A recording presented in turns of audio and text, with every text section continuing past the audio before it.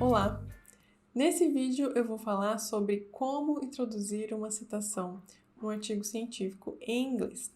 Se você já se pegou com dúvidas com relação a isso, qual verbo usar, qual tempo verbal, fique até o final, já dê um like aqui no vídeo e compartilhe esse vídeo com algum outro pesquisador que também está sofrendo aí para escrever em inglês. Meu nome é Marina Araújo, sou tradutora e revisora de artigos em inglês e esse é o canal da UNA Assessoria Linguística. Nós temos o objetivo de ajudar os pesquisadores brasileiros a escreverem inglês de forma adequada e conseguirem publicar nas melhores revistas científicas do mundo. E para isso nós criamos aqui no YouTube e no nosso Instagram conteúdo sobre escrita científica em inglês.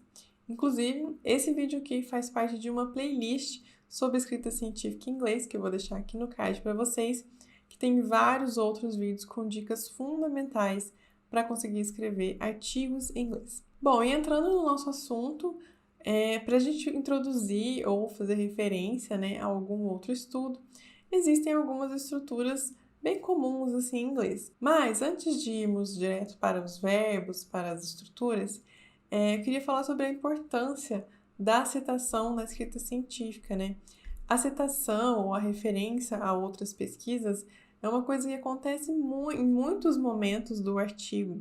E isso é tanto em português quanto em inglês, Seja na introdução, na parte de referencial teórico ou na discussão, a gente sempre faz aqueles pontos de ligação com a literatura, com outros autores. E é importante a gente entender a função de cada uma dessas ligações. Você está citando outro autor para apresentar um contexto da sua área? Você está citando outro autor para apontar um procedimento que ele já fez ou para comparar o seu resultado com o dele e chegar a alguma conclusão?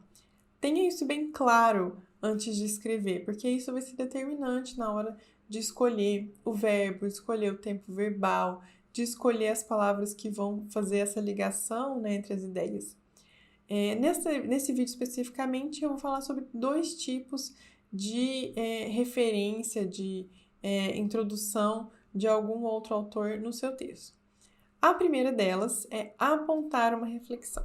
Você pode fazer referência a um outro estudo, a um outro autor, para discutir o que ele falou, o que ele concluiu, o que ele apresentou com relação aos resultados dele.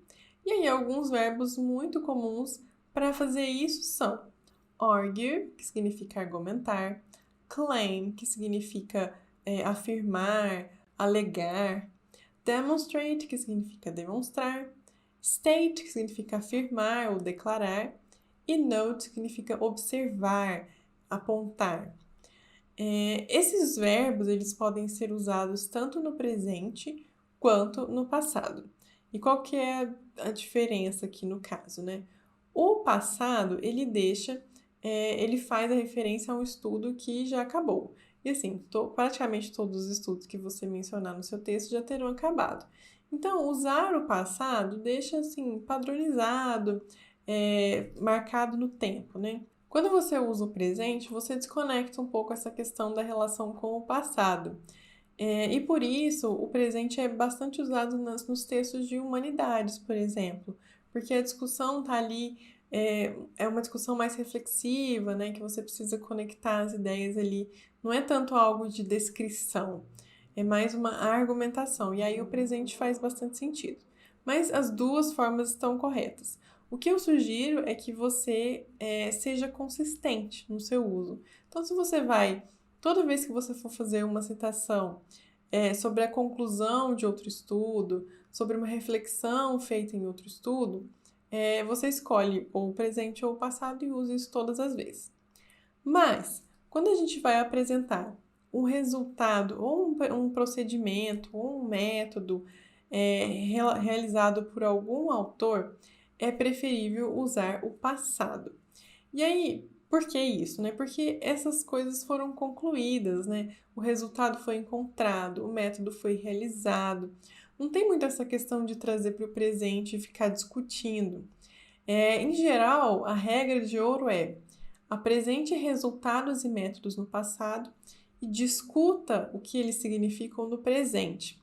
Por isso que existe essa diferencinha de usar o presente como possibilidade, né, para apontar uma reflexão, e o passado para a gente falar de um resultado ou um procedimento. E aí, quais verbos a gente usa para falar desses resultados ou procedimentos? A gente pode usar o verbo to find, que é encontrar, então no passado fica found. To investigate, que é investigar, no passado fica investigated. To observe, que é observar. Measure, que é medir. Interview, que é entrevistar. Determine, que é determinar. E aqui a gama de verbos é imensa, né? Porque se você vai falar de algum procedimento, provavelmente tem um verbo relacionado a isso, né? Por exemplo, coloquei aqui measure, interview, pode ter sampled ou selected, né?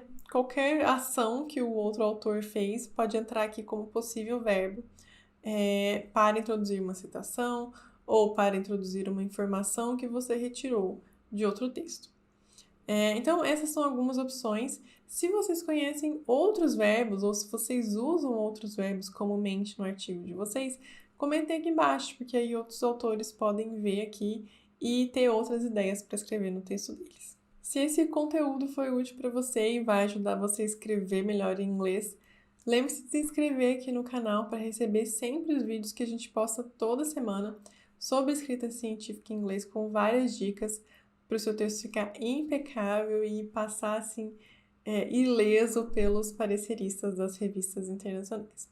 Espero que vocês tenham gostado e vejo vocês no próximo vídeo.